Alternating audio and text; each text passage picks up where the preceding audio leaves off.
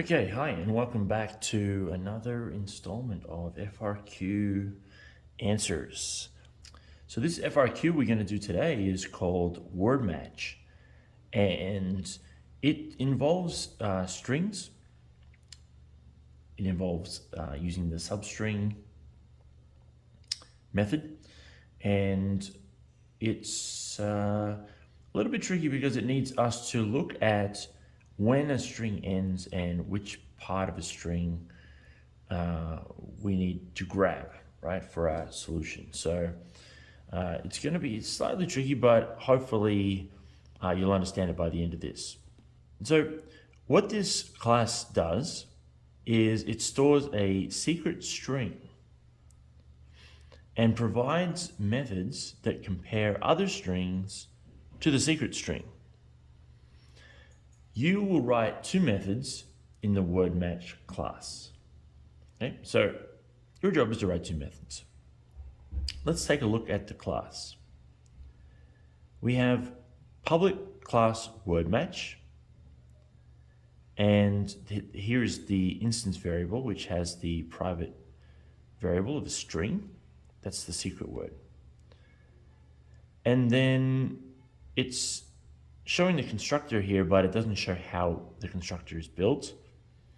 I think we can pretty much assume that this word here will be saved into this secret word here.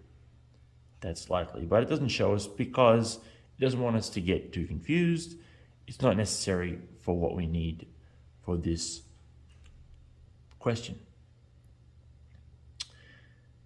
So our job is to help the user to guess. It's actually going to give a score for a guess. So the user will use this method. It will put in a string here as a guess, and it will return a score depending on how well it was guessed. So that's what we're going to be doing in part A. So let's read the question. Write the method scoreGuess.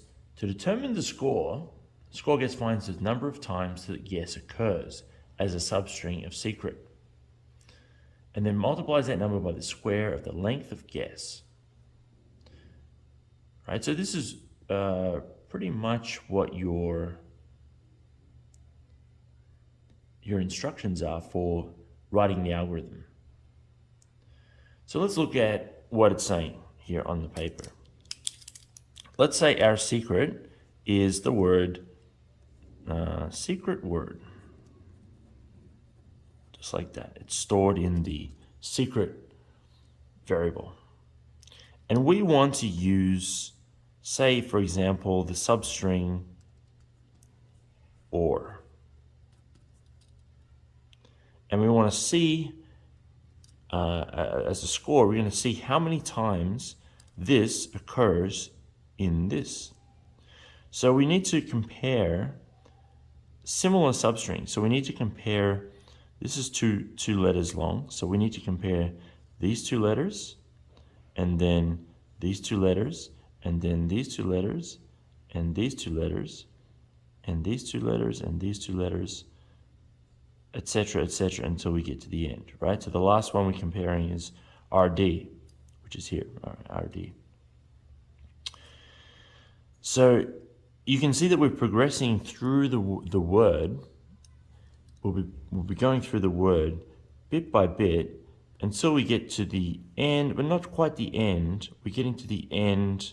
We don't want to be doing D because there's no other letter here. So if you look at it on paper, you can see that we need to progress through the string, which indicates that we need to loop.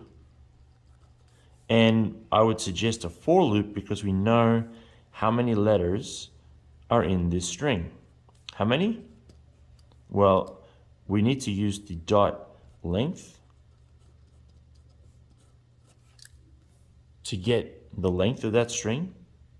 But we also need to keep in mind that we're looking for a word here of, say, two, in this case, 2 letters, and we want to stop before we get to the end.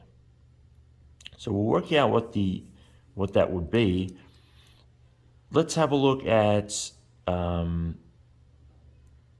For example, when we're looking at this, we can see that there's 1, 2, 3, 4, 5, 6, 7, 8, 9, 10 letters here and 2 here. So 10 minus 2 is 8. Should we stop? Now, should we stop at 8? Let's see. We have, let's remember first about strings, okay? This is background knowledge, but let's look at the word secret. How do we refer to each letter? Well, each letter is going to be part of the index, right? Because a string is just a list of characters we can refer to by index. So 0, 1, 2, 3, 4, 5. So it's 6 letters long, but we have an index up to 5.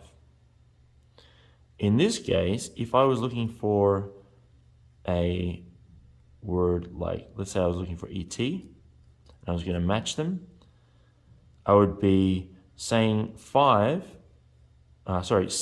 is the length,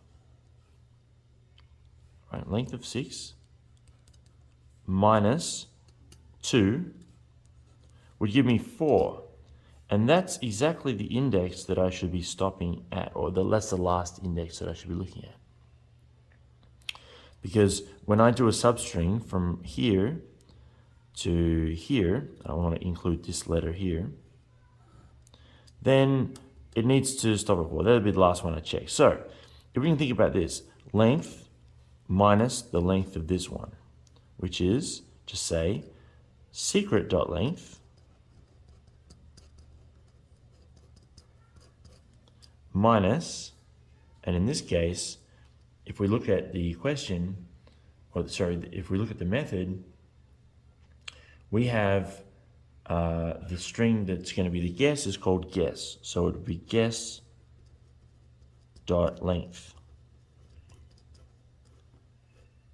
This is the limit. So we're going from, so now let's look at the method we want to use.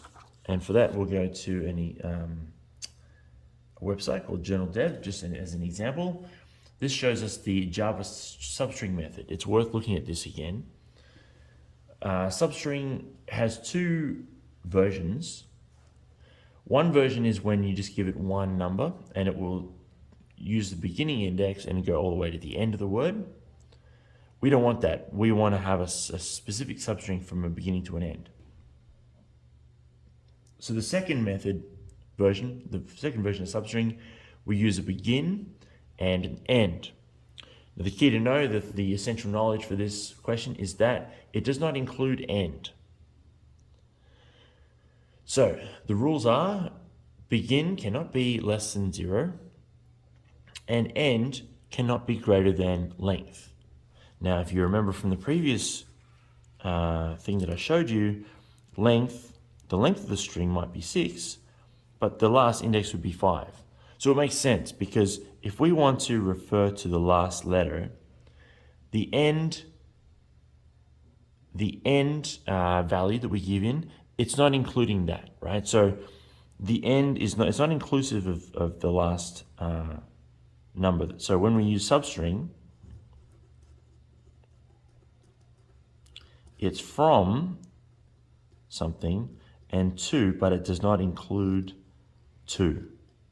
So 2 is not included. So if I say from 0 to 6, for example, like here, it would include from S, essentially, to, or it would be from 0 to 6, but that would include, it would return 0, 1, 2, 3, 4, and 5, right? It would not include the 6. So that's how we're going to use this. We're going to give it up to the last index plus 1, which is going to be the length of the string. That's the last index that you can use as the end value. So let's dig into this and see how we can solve this problem. Okay, so the first one, we have to give a score. Now the score, as we can see in the question, has some certain rules, and those rules are going to be useful we should probably grab those and write them down. Okay. Score guess finds the number of times the guess occurs, then multiplies that number by the square of the length of guess. So I'm going to put that in my code here as part of the comment, I think. So I can see it as I'm coding it.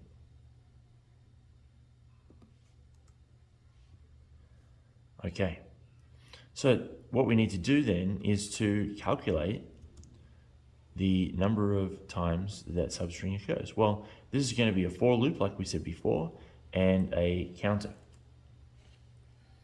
So let's do we're going to need to count. So I would suggest a variable to count with. And then we're going to want to go through the list, and there's a couple of things that won't change. The length of our strings is not going to change. So instead of having to write secret.length, I'm just going to make a variable to get that information, right? So I'm going to have a secret len slen equals secret.length, and I'm going to use glen for guess.length. This is just to make it easier to refer to them instead of having to type it again. Now, let's do a standard for loop. Now, we want to go that our condition for this for loop is we're going to go through the string as long as we are in the middle of the string, but when we get to the end, and now the end for us is going to be, as we worked out before, secret length minus guess length. So I is less than or equal to slen, as I made, minus glen. And then I++.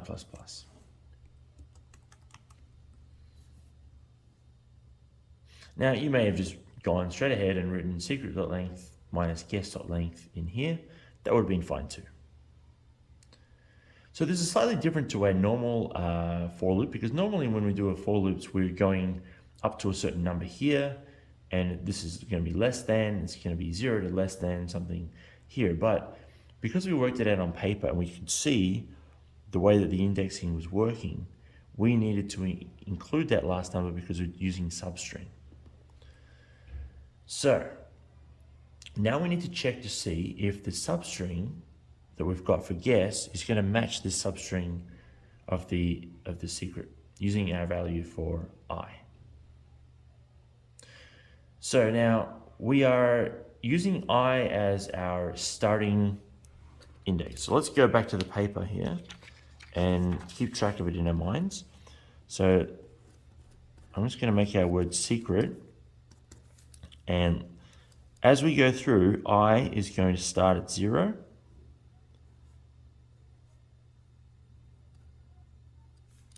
So we're going to start, I is going to be here as the from value in our substring, right? So the from value is going to be the I value. The to value is going to be the I plus the length of what we're looking at, right? So we need to add to it the length of the guess. In our case, glen we've written as the length. So if we have 0 and our guess is 2, that will be 0 to 2.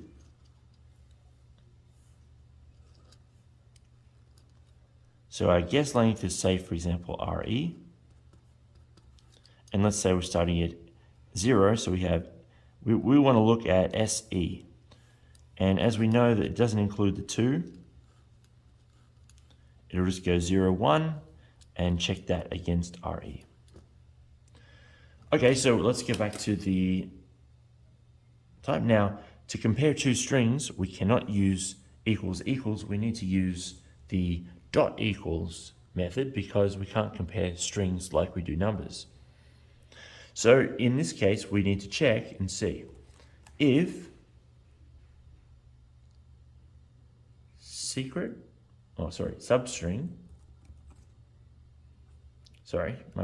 secret dot substring I plus glen dot equals guess. Then we're going to increase the count by 1. Okay, so what this is saying is that take our secret string, which is occurring up here, right? This is the secret string. Use that secret string, take a substring from that secret string based on our indexing that we've done. And then once we grab that substring, it's then going to take that substring and then use another method. A string, because this substring has all the methods that a normal string has, so we're going to use the method equals to compare that substring against our guess. If it does equal, it'll return true. So if it's true, then we'll count and we'll add to the count. Okay, so after this loop, we're going to have counted a few of the matches. We then need to come up with a score. So let's create a score variable because we'll need this. Now comes the part where we need to look at the methodology for how we do a score. So the number of times that guess occurs as a substring. So we've got that now. We've got that in our count variable. We've been counting. So we know now that score equals count and multiplied by the multiply that number by the square of the length of guess.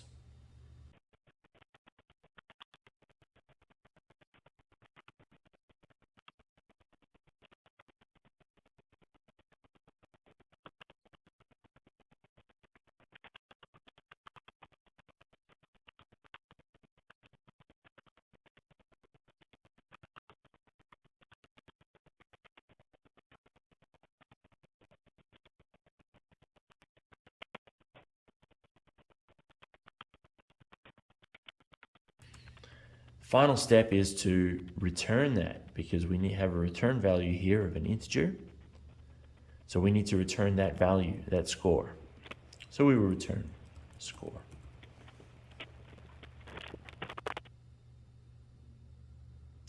And that should solve the problem. You'll get points in this question for doing things such as using a for loop correctly, using the substring method, using the equals method,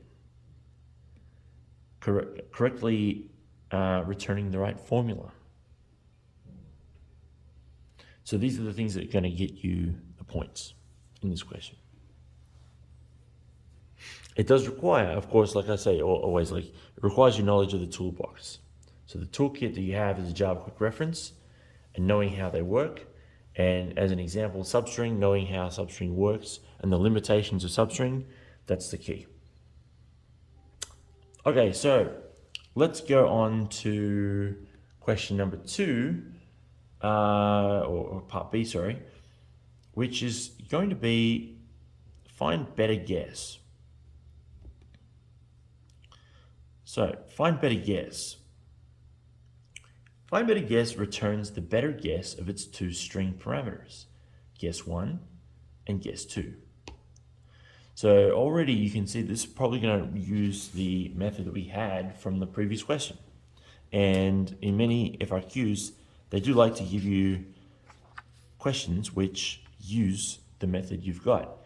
Does this mean that if you messed up part A, you will get penalized in part B? No. you have to just assume that, even you can assume that another coder wrote it and that it's perfect.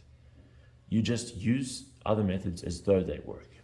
So we'll be using find better guess. No, we'll be using score guess. So we'll be querying score guess with these guesses. So your guess is going to go in here, right? And you're going to get that score, get that integer back, and then compare them. So if score guess method returns different values for guess 1 and guess 2, then the guess with the higher score is returned. So it'll return the higher score. If they're the same, then the alphabetically greater guess is returned. Okay, so this part of the question is somewhat different, right? So it would have been easy enough if we just had the basic, okay, which number is bigger, but we have to now determine which one's alphabetically bigger in case the values are the same. And we'll see this as an example. Score guess returns 36 for nation. Okay, so that's the same, but here the value is the same for con and cat. So what it has to return is it returns con because con is alphabetically greater than cat. So how do we determine this? Well, we need to use one of the methods, and we can use the compareTo method for that. Okay. The compareTo method is going to return, and let me just look it up here. So Java compareTo. This time let's take it from W3 Schools. The compareTo method will return a value depending on which one is greater than the other one. Okay, so for example, here it is. It will return less than 0 if the string is less than the other string, or greater than 0 if the string is greater than the other string. So it's very much 0 if they're equal, less or more. Okay, so it's an easy way to compare. But we need to know that we need that method there, the compareTo method. And so you're going to take a string and you're going to compare it to another string, and then you get an integer back, and use that integer to generate your answer. Okay, so let's grab the basic text, find better guess.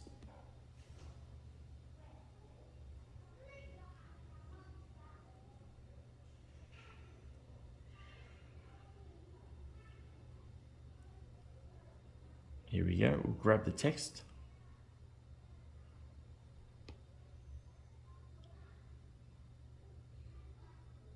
And I'll just grab it all. Right, so now let's go to our comments and put it in here. I like to do this because it does definitely make it easier for us to see what needs to be done in the question.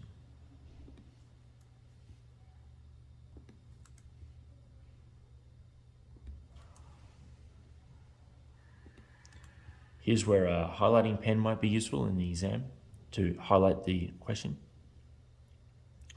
the relevant parts, because there's a lot of text sometimes and you don't want to be having to pass through it each single time. All right, so here we go. We've got find better guess. Now, as we know that we have to use the previous answer, we can go ahead and take the guess 1 and get the score. Okay, so let's just quickly grab the score for both of them. So score 1, S1 equals, let me remember what it's called. Score guess, okay. Score guess 1.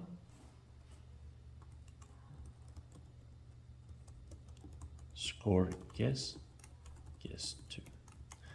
Get this out of the way, get the values out of the way, now I have them, right? I don't like to complicate the if statements with guesses, like guess values, or for methods or things. Okay, so we've got those. Now we need a if statement. I would imagine we need to compare if guess 1 is greater than guess 2, then we're going to return guess 1.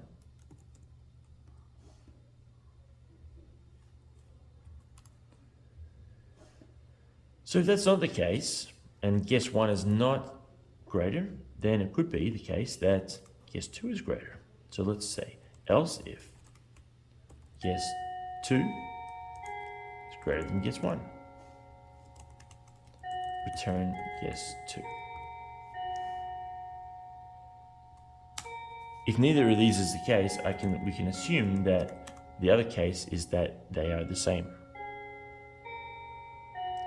So then we need to have a further case. Now we have to do a further check.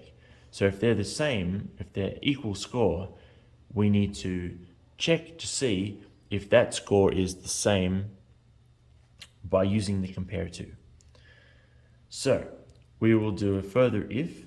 So if guess 1 dot compareTo guess 2 is greater than 0, return guess 1. Else, and in this case, if guess 1 is not greater than compareTo, meaning that there's two options, either they're exactly the same word, in which case you just return that word, or guess 2 is greater. Either way, let's return guess 2, because it's going to be the same result.